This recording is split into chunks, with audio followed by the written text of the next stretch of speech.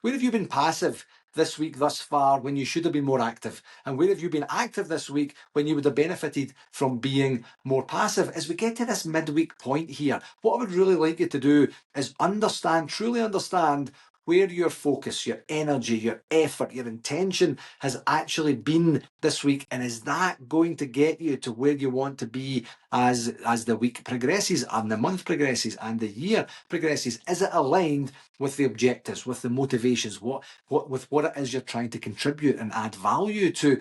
And if the answer is I'm not 100% sure, or no, then you have that opportunity to say, you know what, I actually invested a lot of time and effort and energy and focus on that. And I'm not going to do that anymore because it doesn't really serve me. It's kind of enjoyable. I like it. I like doing it with the people I'm doing it with, but it actually isn't getting me to where I want to get to, which is very, very important to me because I've thought it through.